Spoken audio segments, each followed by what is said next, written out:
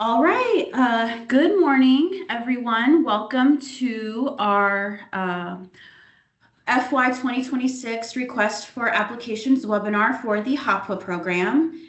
For those of you who do not know, my name is Nilufar Asgari. I am the grants analyst on the Formula Grants team. I help lead the HOPWA program's implementation here at IHCDA, and I also play a supportive role in the ESG Emergency Solutions Grant Program.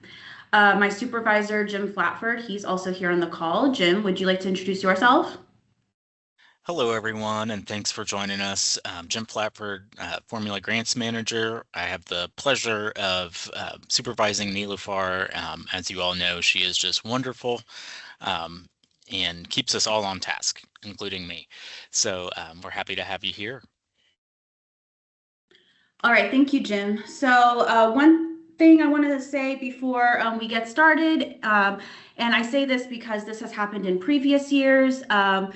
If you are a individual that is seeking HOPWA assistance for yourself, please email our community services team. That is community services at ihcda.in.gov so that we can connect you to the project sponsor in your area that is able to assist you. IHCDA's HOPWA program, so we contract that money out to nonprofit organizations across the state, and we'll be going through what this round of applications will look like for funding. Okay, so our agenda is as follows. We'll give a summary of what the HOPWA program is and our goals of the HOPWA program as implemented by our agency. We will go through a summary of the required scope of services, give you all a idea of our funding eligibility criterion. We will look through the timeline that we've had outlined in the narrative on our website. We will give a summary of the RFA components, including some of the updated questions that have been added into the 2026 application that may or may not have been in the 2025 version. We'll also give you some relevant information and reminders, and as time permits, let you ask questions for Jim or I to answer.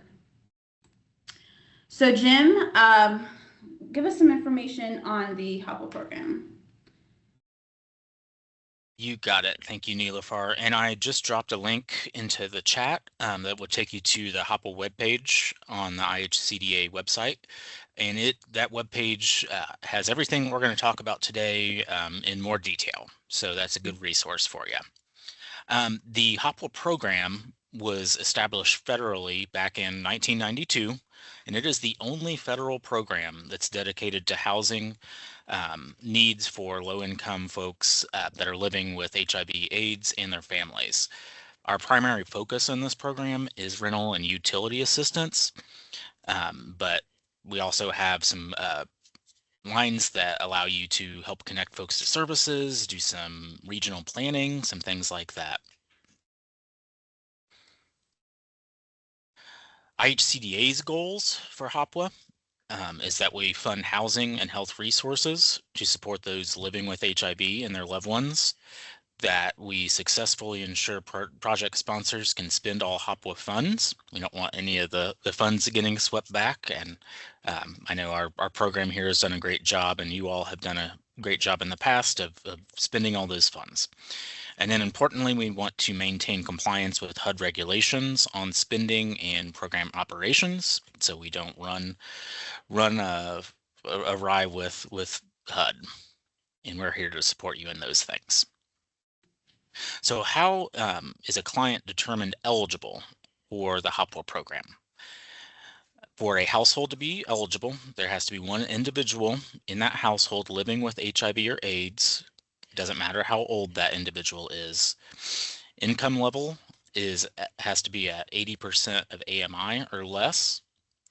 Physically located within the balance of state's jurisdiction. So for us, We serve most of Indiana outside of the donut counties, and we can provide more information on our exact jurisdiction if you have any questions. And then we need documentation confirming that they're eligible. That needs to be kept on file. All the client file requirements need to be followed just so we can make sure that we're doing everything that HUD requires of us. We're going to briefly go through some of the eligible expenses. These are specified in much more depth in the HOPWA manual, which you can find on our webpage that I linked. These are also covered in the RFA document that provides instructions for the application, but we're going to cover them briefly. So we have long-term rental assistance, which we refer to as TBRA. And that program offers ongoing monthly rent and utility subsidies to HOPWA eligible clients. Purpose of that fund is to subsidize long-term, safe, affordable occupancy for those who need longer-term assistance. Then we have long-term program delivery. That is the staffing line for the TBRA. So that can cover staff time, fringe, and benefits associated with administering the TBRA line. Then we have short-term rent, mortgage, and utilities, often called STRIMU. This line of funding provides mortgage, rent, and utility assistance for up to 21 weeks within a 52-week period. And this short-term funding helps provide short-term stabilization for HOPWA eligible homeowners and renters who are already housed. So this is keeping them housed where they are. And we also have the program delivery line for this funding stream. So that short-term program delivery would cover your staff time, fringe, and benefits associated with administering STRIMU. Facility-based operations or facility-based assistance, that's connected with a specific facility or project. And project sponsors may use this fund to administer facility-based rental assistance, including master leased units and project-based rental assistance. And you can also cover cost of operating your facilities, such as maintenance, security operations, insurance, utilities, other things that come along with operating a facility. And then we've got housing information and services. And I've lost my notes. Where did they go? There we go. So housing information services covers staff time, fringe, and benefits for staff providing information and referral services to assist families in locating, acquiring, and maintaining affordable housing. So again, this is staff time for helping to find that unit or maintain affordable unit. Permanent housing placement. This line is for clients to establish a new residence where ongoing occupancy is expected to continue. So this is the fund you could use to place somebody into that long-term assistance program for TBRA, but these are the dollars you can use to kind of jumpstart that household. It can cover application fees, credit check expenses, first month's rent, security deposit, kind of those one-time expenses that are on the front end. And utility connections, things like that. Supportive services, this really does encapsulate kind of what we think of when we think of supportive services. This line can cover healthcare, mental health, case management, nutrition services or nutrition assistance, drug counseling, childcare, transportation, education, long list of things that you can find detailed in the HOPWA manual. The resource identification line, that is new, I believe, with last year's application. And this can be used when you're looking at system-wide initiatives to kind of advance housing needs for HOPWA folks in your region. So you're not really serving direct clients with this. It's more of that overarching, system region-wide work. And our, again, manual will cover more on that. Last line is admin. This is capped at 7% of your funding and 7% of your spend. This can cover office supplies, postage, rent utilities on your office space, for costs associated with attending approved trainings that are approved by HUD. We do have to ask or get prior permission to use that. But really, you can capture staff time that's spent on HOPWA tasks that aren't directly associated with these other line items. Perfect. And Nilufar has directly linked that manual for you in the chat. Okay, thank you, Jim. One thing I want to also add on to the Housing Information Services, and I'm saying this because I remember talking to our HUD technical assistants about this. You can also use staff time in Housing Information Services to determine someone's eligibility, both for the HOPWA program and for the specific rental assistance line item that you will administer to them. So you can also think of Housing Information Services as the gateway to other forms of assistance in the HOPWA program.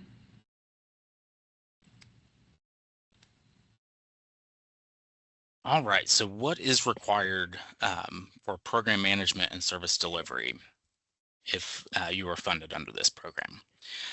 You will need to comply with all federal, state, and local regulations, ensure efficiency and effective use of your program and your funds. You need to execute rental assistance payment contracts with tenants and landlords, ensure the existence of compliance with policies regarding client level PPI or PII and health status, keeping all those things confidential. And for everyone who's wondering what these all entail, that is outlined in the RFA narrative that is on our website. Thank you for that note, Nilufar. And then a quick summarization of the grants administration scope from the RFA. Again, you can find that on page 5 and 6 of that document. You're going to ensure successful grant utilization throughout your contracted term, meet the relevant reporting and claim submission deadlines, communicate with us timely on if we have documentation requests, or if we're seeing that utilization is down, we might reach out. So keeping that communication open, ensuring that your program operations and administration comply with relevant laws and regulations. And we want you to attend our webinars and office hours and other trainings. All right, thank you, Jim. When it comes to the HOPWA RFA this year, we do have a set of requirements that our subrecipients, or really project sponsors, as HUD would refer them as, need to account for. So the major requirements, very cut and dry, are as follows. Organizations must have 501c3 status. All organizations that we fund must have an active UEI number, which you can obtain through sam.gov. And we also want to ensure that our project sponsors are registered with the Indiana Secretary of State. In addition to all of that, we are also looking for project sponsors that either are designated by the Indiana Department of Health as a non-medical case management provider, or an organization that has a formal agreement with such a provider.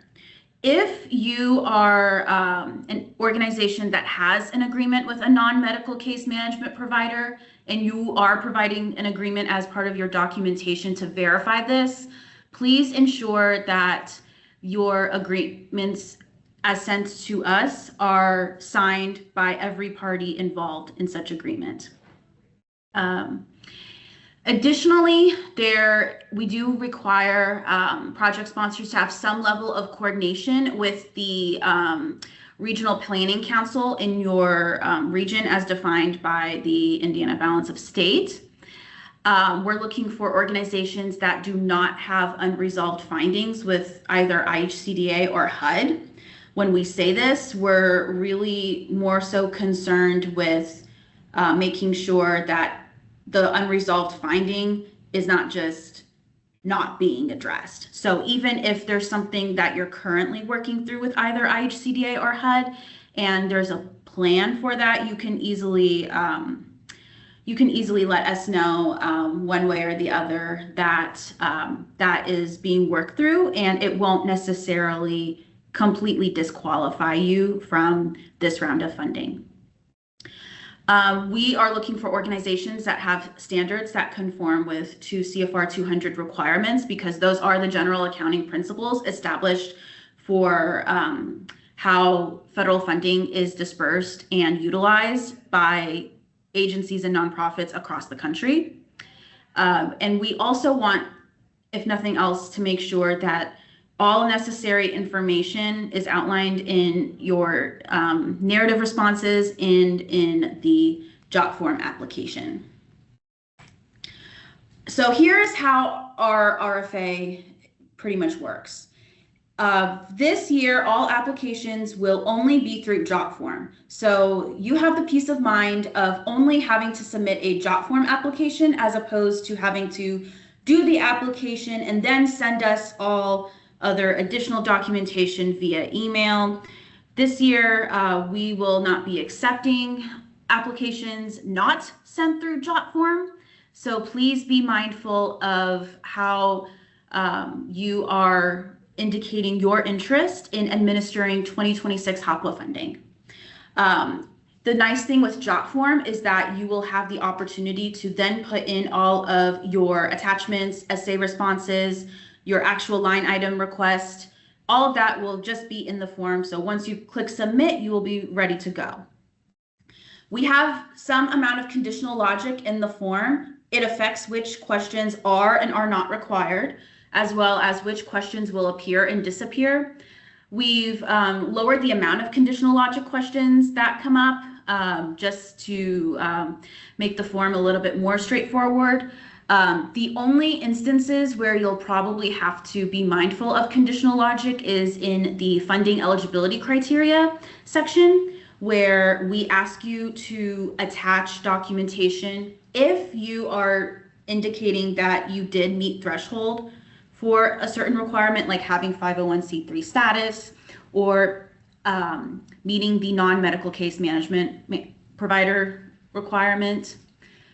We just want to do our due diligence in making sure that we can confirm that, yes, that part of our eligibility threshold has been met. Like last year, the RFA includes a variety of multiple choice questions, file attachment requests, and essay responses. This year, we have really increased the amount of file attachment requests that we're reviewing, as well as some more essay questions that you'll find in the experience with service provision section. We will talk about that further down in the presentation. The really nice thing about this application is that you can save your application progress and then review your submissions before actually hitting the submit button. And so really, here's a summary of how you would save your application. Look to the bottom of your application page. There should be a white button called Save. You click on the Save button. From there, I've been telling people to skip creating an account. However, you do have the option to create an account on JOT form if you would prefer. Creating an account would help you save your JOT form application drafts and responses. So if you're applying through multiple IHCDA programs and they're all using JOT form, or you have another grantor or funder that uses JOT form, that could be of use to you. But regardless of whether you click skip create an account or sign up with email, you'll then type your email address so that JOT form will send you the link. And you can also just manually copy the link yourself if you'd like. One thing I want to reiterate, because we've learned this the hard way, unfortunately, last year, if you lose the link, you'll have to redo the progress you've made on your application. We staff members do not have access to incomplete applications. We only have access to what you have formally submitted on JOT form. If for whatever reason you have submitted something and then there needs to be a change, or there needs to be something else that you feel we need to account for, just please let us know, and we'll make sure that we have that information on file. I've included a couple of screenshots of what it would look like to save your application. So step one, you click on this wonderful save button highlighted in the yellow circle. Then over here, you'll see this pop up. You'll either click on skip create an account or sign up with email. And then you'll see this pop up. Once you see this, you just type in your email and send it to yourself, or just copy here. Okay, when it comes to how your RFA will be evaluated, you've given us everything that we need. You've clicked submit on the job form application. I've taken all of the criterion from our narrative and literally pasted it onto the PowerPoint. If nothing else, some of our criterion is really straightforward in that we really have to look at what HUD has given to IHCDA to fund. So if we have the capacity, then that helps us get us closer to your full request, assuming that you've met other eligibility criterion or provided essay responses that really illustrate the amazing work that you're all doing across the state. We also look at your ability to manage federal grants, your spending progress in previous fiscal years. So if you've already been a HOPWA project sponsor in the past, we'll look at how you're doing on grant utilization. If you have not been a HOPWA project sponsor in the past, but you have received IHCDA funding through another program of ours, we could also maybe look to that to some extent, just to get an idea of what your utilization of grant funding would look like. This is more so specific to current project sponsors, but if you have your prior CAPER reports, we've worked with a variety of project sponsors in past years. We'd probably look at your programmatic impacts. We will not be asking for your previous CAPER submissions if you have been a project sponsor with us in the past, because we would have already had them. It doesn't do us any good to ask for things that we technically know where to find. And then we just want to make sure that if nothing else, everything is complete. You are answering the questions as accurately as you possibly can, and that we have an understanding of how your HOPWA program is run overall. So our timeline is as follows. This RFA is due on June 4th, 2026 at 5 p.m. Eastern. So that's from the time that we released it, which was on May 4th, that's around a month that you have to really get your materials together. Tentatively, we will seek approval for our funding decisions on June 25th. So we will present the funding recommendations to our board of directors and seek approval. And then once we get that approval, our goal is to send you your funding decision by 5 p.m. Eastern on June 29th. Now, of course, with federal contracting, there's a lot of unpredictability. There's some amount of contractual delays. We can't always control contractual delays outside of IHCDA, but if nothing else, this year you'll at least know that whether you are getting funding or not, and also the amount of funding that you have, so that you can plan for the utilization of your grants. If you are receiving any level of funding, we will make sure to make those award agreements effective as of July 1st, 2026, regardless of when you sign the contract. So you'll have the ability to back claim and follow through on what you've already paid for with our reimbursement-based grant once that time comes. Like last year, we have a variety of sections on the RFA application. We have a PDF of the questions on our website. So if you want to do some preparatory work before going through the actual JOT form, you can easily access that on our HOPWA webpage, which is linked earlier up in the chat. We have an introductory page, a place for you to give us your line item budget request. We'll ask you your threshold questions. We want some financial management information, your experience with service provision, which is honestly mostly just essays, but it's quite a few of it. There's staff and board director information, supplementary attachments as described in the RFA narrative, and then the final page with your certification and signature. So this year, a lot of the same questions, still very straightforward. The name of your agency, the location that your offices are in, the contact information agency-wide, your UEI number and your employment identification number. We're also looking for you to specify which counties you serve within the Indiana balance of state, just so we can have a well-rounded understanding of where your funding will be utilized. We'll also ask for your agency's contact information for staff. So we'll look for your CEO or executive director or equivalent. We want to know who your signatory is if it is not your CEO or executive director. And there is conditional logic to where if you indicate that someone else will sign, you will then see questions pop up for who your signatory is. And then there is also conditional logic where if you indicate that you have the contact information of program staff to add, that you can do this. For the threshold requirement question section, you're going to have a lot of yes/no questions and some documentation that you need to attach if you're verifying that you did in fact meet that funding eligibility threshold.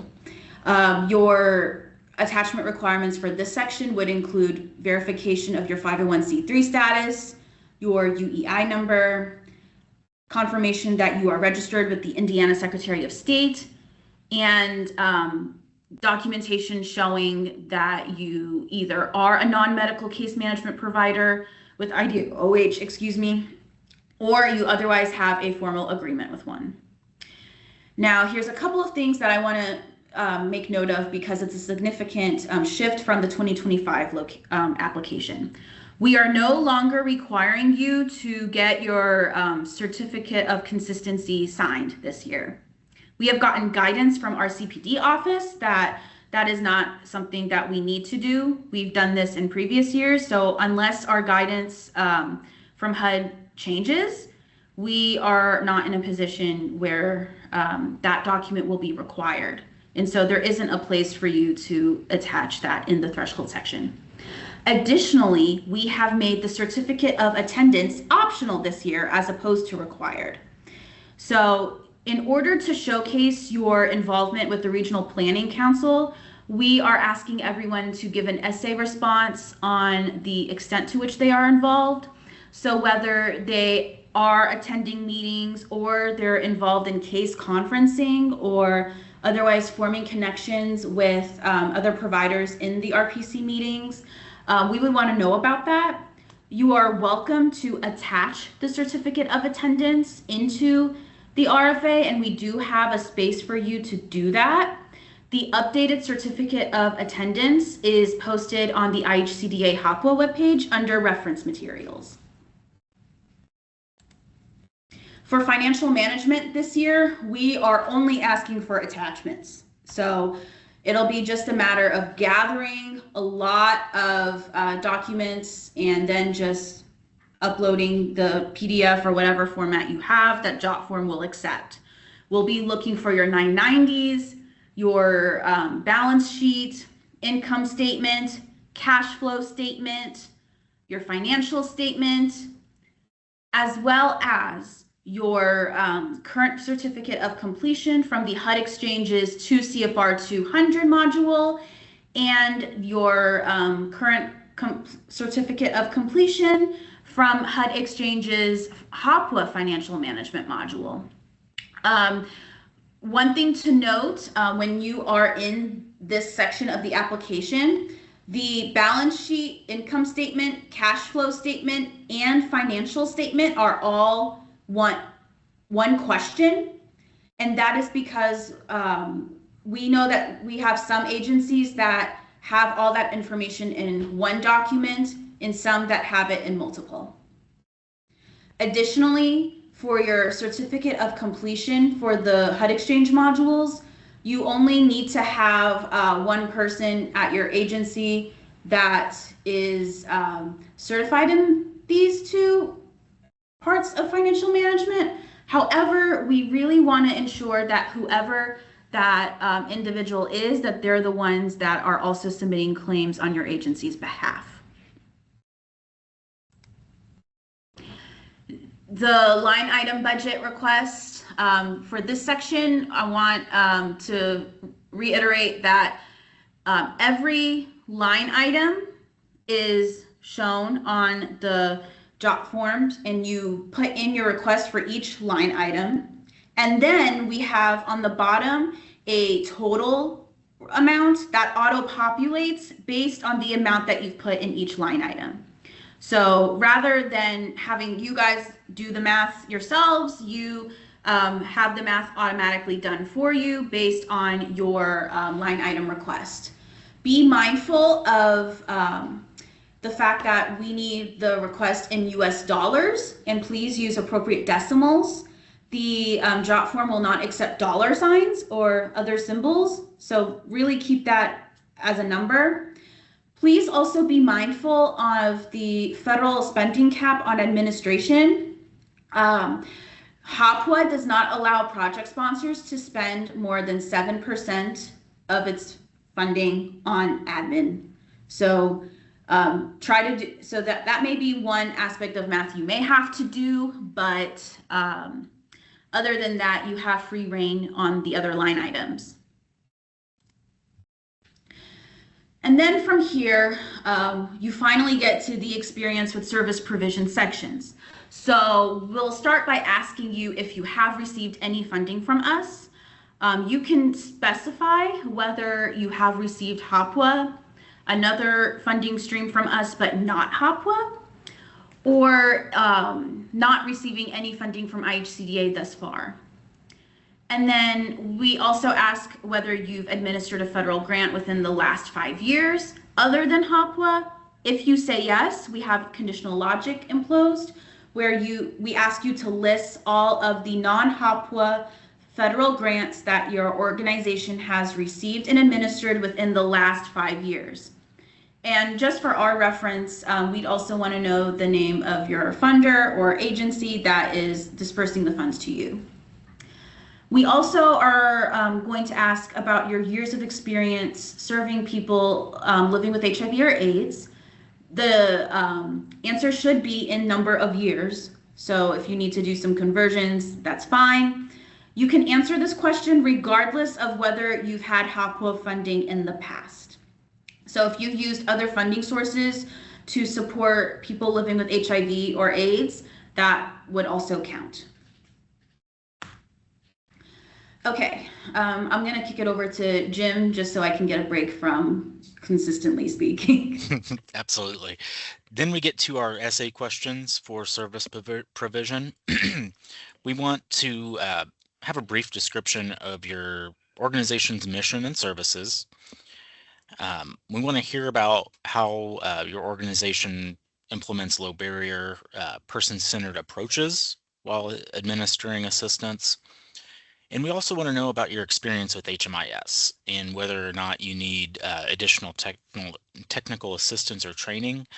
This does not count against you. We do want you to be honest with this response. We will follow up if you say, hey, I need help with this or that. We'll get you linked up so that you're where you need to be with HMIS. Okay. We also are now, so this is a new question. We're now going to start asking you about how your clients become enrolled in certain rental assistance programs. So for this question, we are asking how your prospective clients become enrolled in your organization's HOPWA TBRA program. So we would like a summary of how your clients connect with your organization to address housing needs, what the process of initial intake to discharge could look like, as applicable depending on client circumstances. And then from there, we want to understand if you are engaging with other agencies or stakeholders, what your overall strategy and the role of each partner is in the process of getting people connected to rental assistance. We have a similar question for the StreamU assistance. So if you're requesting assistance under StreamU, you would respond with your summary of how those clients get connected to your organization and how you address their housing needs, including, again, a summary of your overall strategy on partnerships. If you're not applying for TBRA or StreamU, you would just put NA on either of these, or, not applying for something to indicate that, because they are required. We are now also asking questions about how you identify and recruit landlords. So 1, how do you do that? And 2, please include a summary of your overall strategy and the steps that will be taken to recruit, engage, and retain the landlords that you work with. We still have this question from last year. What partnerships or relationships does your organization have with permanent supportive housing programs in your HOPWA area or areas?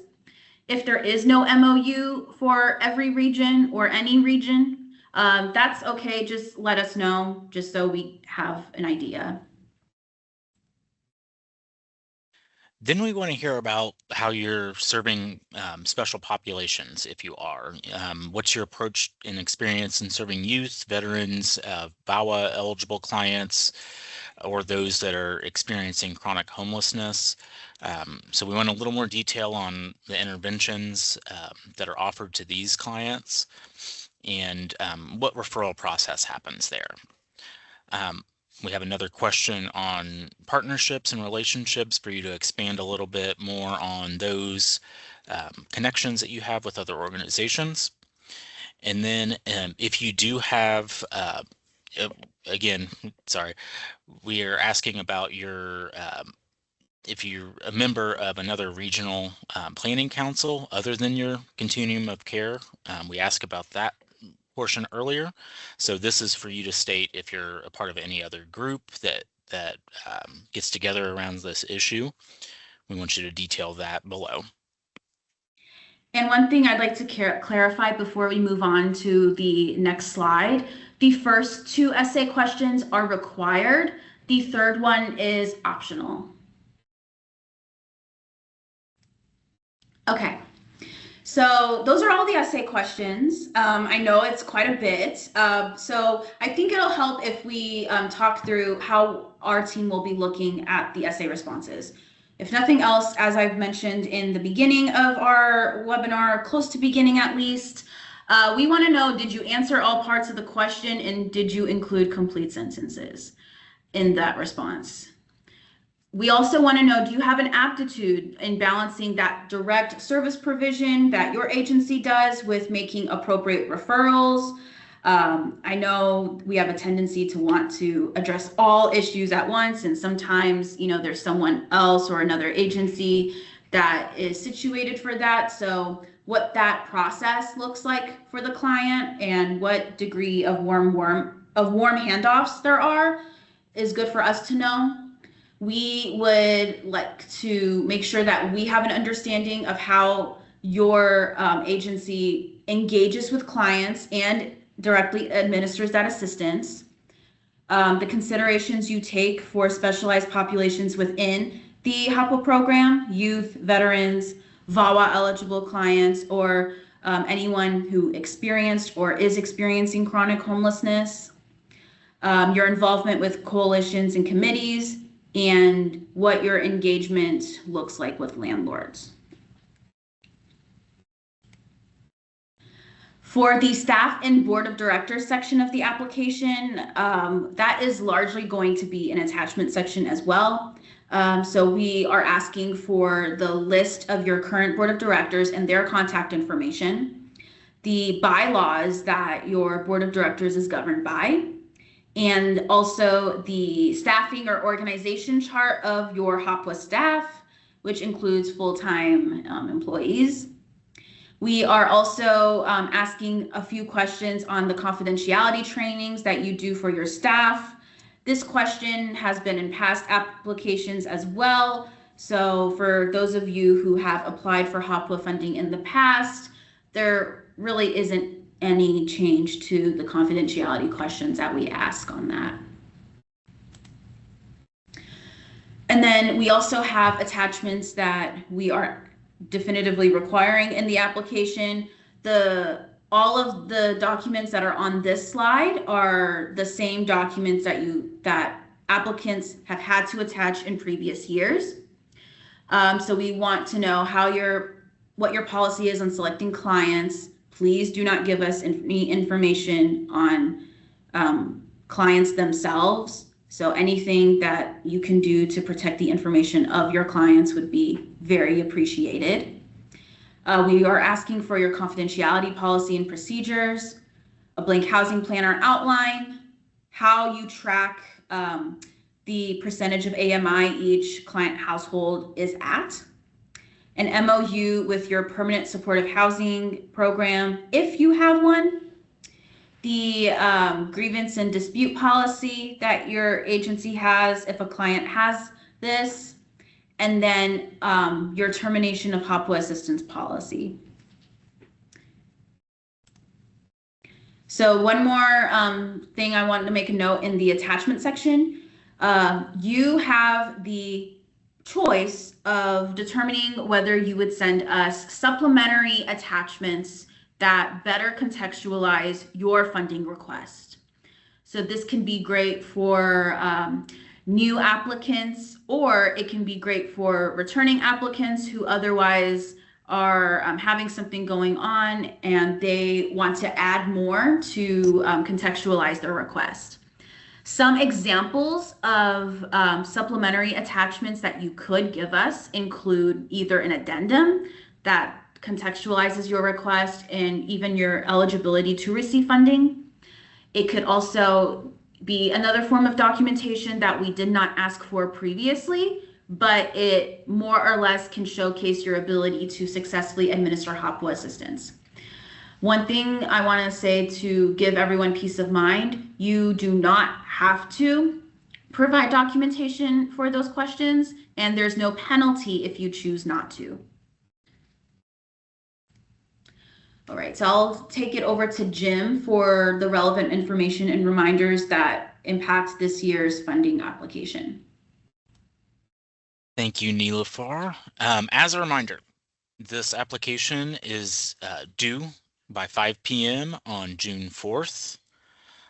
Only complete and submitted applications will be considered. So make sure that you submit. If you're doing the save function, make sure that you do go in there and submit that application. Late submissions will not be accepted unless approval was granted beforehand. So if something is going on with your organization that is going to prevent you from meeting the deadline, reach out to us as soon as you know that might be a possibility. And again, the form does allow you to save and review before submitting. Some general advice: start early. We do recognize there's a lot of attachments, and some of those are new this year. So start gathering those attachments and the documentation you'll need. Make sure you're prepared to answer the essay questions. We do have that PDF posted on our website of the questions, along with, I did put it in the chat. Just remember the attachments that are required are not listed on that PDF. Another thing I'll say, we all know this about starting early on things. I could be better about being starting earlier, but we never know what's going to happen. We had a an organization last year in another program that had a fire happen the night before the application was due, and they were still putting the final touches on their application before submitting. So that caused all kinds of panic. So the earlier you can get it in, the better. And we're here as a resource. So do reach out to us. We have our contact information outlined in the slide. So if you have general inquiries or you need HOPWA assistance yourself and need to know who your project sponsor is within your locale, you can always contact IHCDA Community Services. We can also connect you to other staff at IHCDA if you have questions about other programs and need to know who to talk to. Our CS team is very engaged in making sure that we connect folks to the right people. We also have Jim's email address on here, as well as my email address, in case you ever have a question or just want to say hello. And with that, that is the end of the content that we have for all of you today. We will start with the Q&A, Jim. Yes. You have anything you want to add? No, we can just jump right to questions. If you would like to type in, we can kind of read those out and answer as we're able to. I believe you have the option to unmute yourself. If you wanted to ask a question, I'm not up on everything on our webinar software yet. Okay, so we do. We have a question from the chat for the 24 or 25 financial statement document needed under financial management information. Are you wanting the audit? No, you do not need to submit the audit. That it does get submitted to IHCDA to our in-house audit staff. So we do need those audits when they get completed. And if you need to know who those go to, you can reach out to Nilüfer or I. But on those financial attachments, let me pull up the list of those again.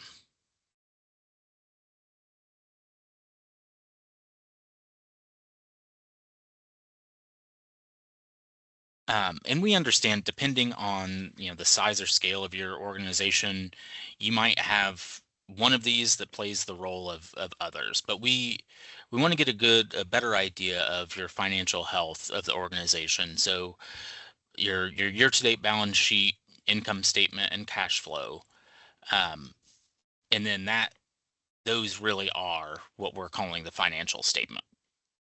So any other questions on that? Nilüfer and I are not auditors or in the financial realm, so we can talk around that maybe.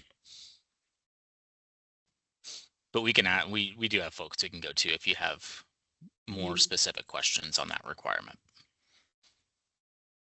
Also, everyone, I think I hit the right setting and now made it to where everyone can just unmute themselves if they would like to verbally say their question. So that would be an option as well, if you're interested.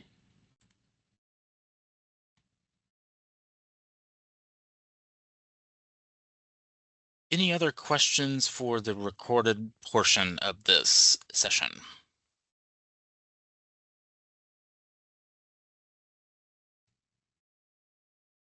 I'm not seeing any, so we will end the recording of this webinar.